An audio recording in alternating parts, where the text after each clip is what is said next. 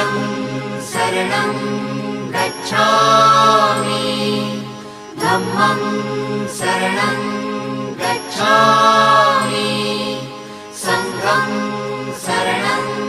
गच्छामि